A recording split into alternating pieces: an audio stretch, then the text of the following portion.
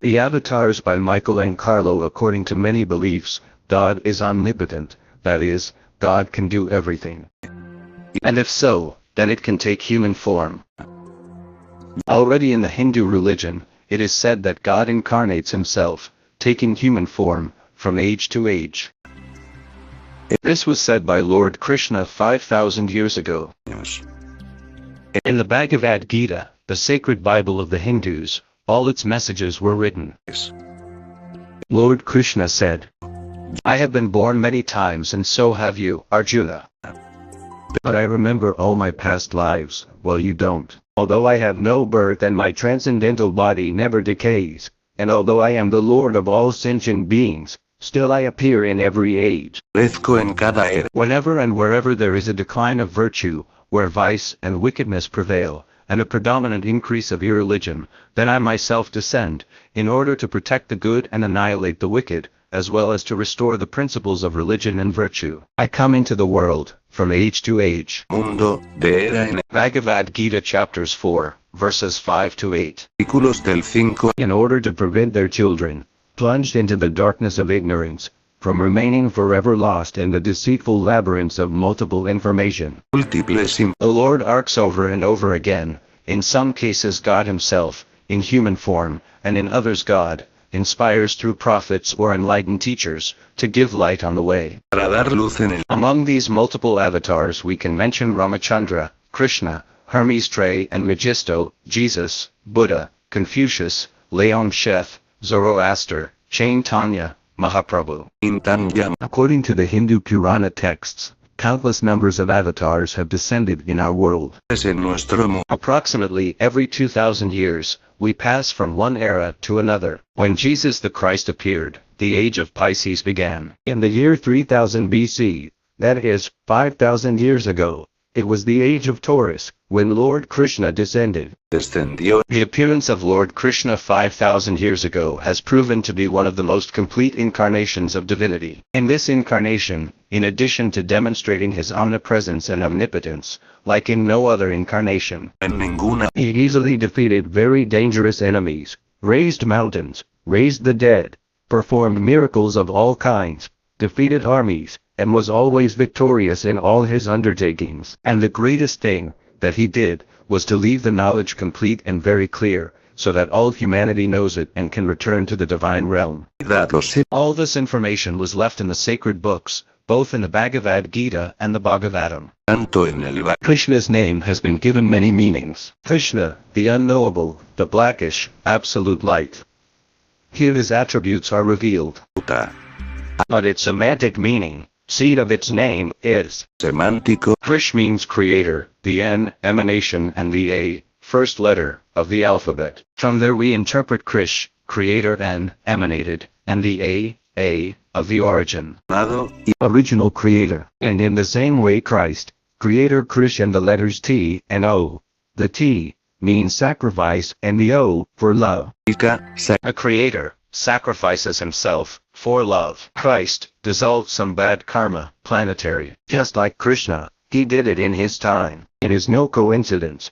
This similarity in the names is the same God, fulfilling a plan. Krishna, eliminating the evil of the world in those times, and leaving the divine knowledge. And like Christ, leaving the legacy that we are children of God. And as we should, behave like children, and giving a lot of emphasis on brotherly love. Naturally, the best way to understand God is to learn from him. In the Bhagavad Gita, Lord Krishna reveals his teaching to mankind. The real transcendental person tells us that he is God and reveals many things about himself. Lord Krishna said, "Unintelligent men who do not know me perfectly think that I, the Supreme Personality of Godhead, Krishna, was impersonal before, and now I have assumed this personality. Due to their little knowledge they do not know my higher nature, which is imperishable and supreme." Bhagavad Gita chapter 7 verse 24. When I take human form, the ignorant, the unaware of my superior nature as Supreme Lord of all,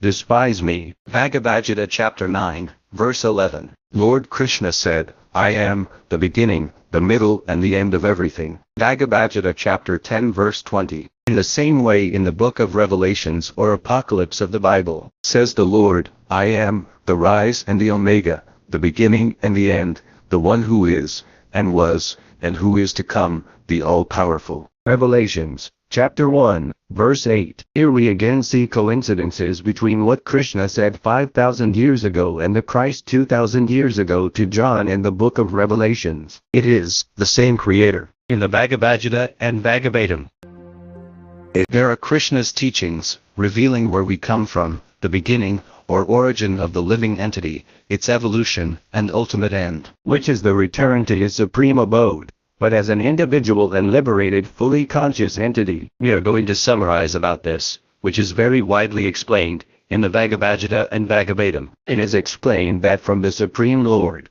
millions of children emanate, like divine sparks, the spirits or Atman, also called Paramatman. They were all made, in their image and likeness, but in atomic form, and that atom is lodged in the heart of all living beings, animals, plants and stones. Lord Krishna says, I am the Atman, the spirit, in the heart of all beings. Wanderer, chapter 10, verse 20. These virginal spirits or Atman are initially spirits without individual consciousness, and the children that the Lord has emanated have a plan, a purpose, that the divine sparks develop their own individuality, through their soul. In the divine realm, there is no duality and there you cannot develop properly. The divine sparks develop that individuality, which is given by the experience of duality. These divine sparks have to experience extremes.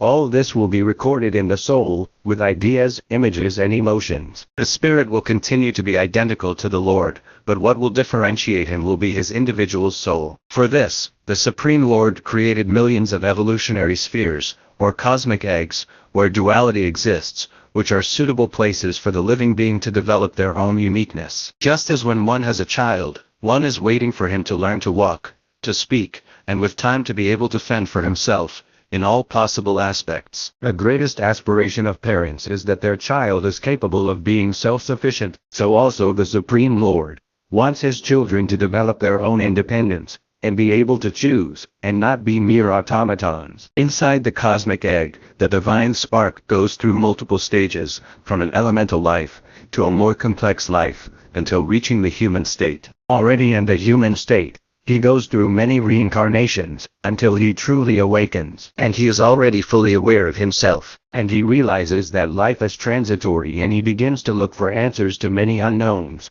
such as where he comes from and what he will be like when he dies. Since many human beings are automatons, even though they appear conscious, they are living dead, who are hallucinated by their desires, with multiple goals and live in an adventure, life after life, where they will have moments of happiness and suffering. There comes a time when life is unbearable for him, since he has reached a point of saturation of experiences. It is already a fruit, ripe, and ready, to come out of the cosmic egg and return to the divine realm. In this searching process, God leads you to the knowledge that helps you get out and return to your eternal home. Lord Krishna explains in his teachings that to return to the divine realm, certain qualities are required, such as good conduct, simplicity of life, humility of heart, with Lord Krishna as his goal. Lord Krishna says, he who at the time of death remembers only me, when he leaves the body, he reaches me. And a person at the moment of death thinks about anything, being constantly absorbed in it, during life,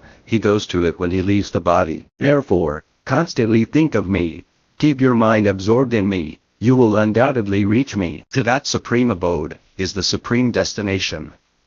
When you go there, you never come back. That is, my supreme abode. Bhagavad Gita chapter 8 verses 5, 6, 7 and 21. In this divine realm, one lives very happily, free from all limitations, enjoying indescribable peace and harmony. There is no suffering, no pain, much less boredom. Being able to have a permanent contact with the Creator. If you are interested in the subject, you can watch the videos on my channel, which will give you all this information in a deeper way. At the bottom of the video, you have several links. You can see several topics of great interest. Subscribe to the channel to receive more videos, like and share. Have a happy day.